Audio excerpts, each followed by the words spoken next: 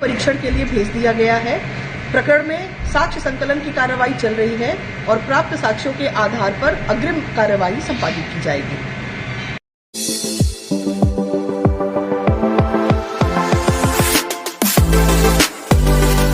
मेहमास थाना प्रेमनगर क्षेत्र में एक बलात्कार का मामला सामने आया है। यह क्या प्रकरण है?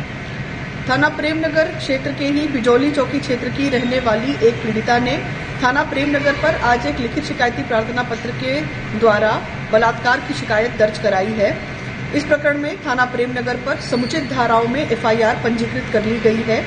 एक नामजद अभियुक्त को हिरासत में लेकर पुलिस पूछताछ कर रही है। पीड़िता को मेडिकल परीक्षण के लिए भेज दिया गया है।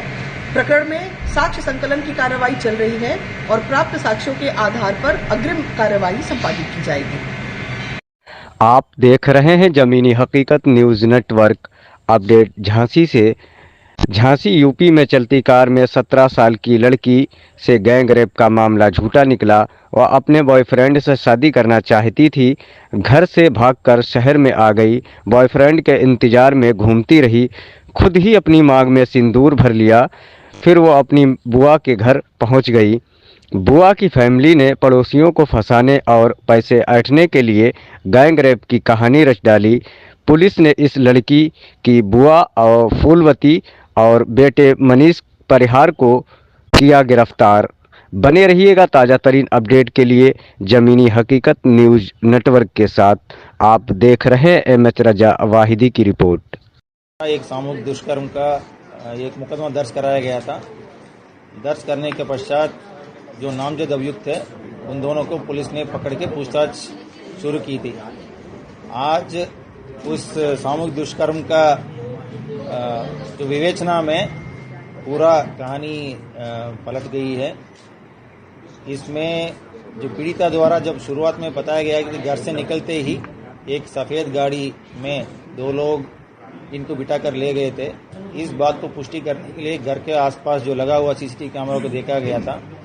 उसमें कहीं भी सफ़ेद गाड़ी तो नहीं दिख रही थी और लड़की अकेले देखते हुए दिखाई दे रही थी। उसको ट्रेस करते हुए हम लोग पूरा आज लगभग 50 से 60 कैमरा पूरा कंगाले गए थे। झांसी जनपद में स्मार्ट सिटी के अंतर्गत पूरा शहर में नगर निगम द्वारा कैमरा लगाया गया था। उस कैमरा में पीड़िता कैद हो गई थी। पीड़िता अकेले ऑटो में आते हुए दिख गई थी और शहर में पूरा घूमने के बाद ये अपना किले में जाके पूरा वहाँ पे वेट भी करती रही। तो इस सीसीटीवी फुटेज को पीड़िता को दिखाने के बाद पीड़िता ने आज एक्सेप्ट कर लिया कि दो लोगों को जानबूझकर फंसाने के लिए ये पूरा कहानी बनाई गई थी और ये कहानी बनाने में उनका बुआ और उनका बुआ का लड़का ये दोनों शामिल थे। कहानी ये है कि जब पीड़िता एक लड़का से बातचीत कर रही है, उस लड़के के साथ शादी करने के लिए कहीं जाना चाह रही थी। उसको लेके घर से निकली थी।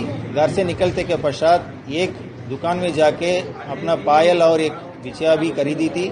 खरीदने के बाद किले में जाके उस लड़के को आने के लिए इंतजार कर रही थी। जब वो लड़का नहीं आया है, ये वापस अपना घर ना पहुंचकर बुआ का घर पहुंच गई थी। बुआ का घर सुबह 10:30 से 11 बजे के बीच में पहुंच गई। पहुंचने के बाद बुआ और उनका बेटा ने मिलकर पूरा इनको समझा बुझाकर 12 घंटे के पश्चात इस तरह का सामूहिक दुष्कर्म का आरोप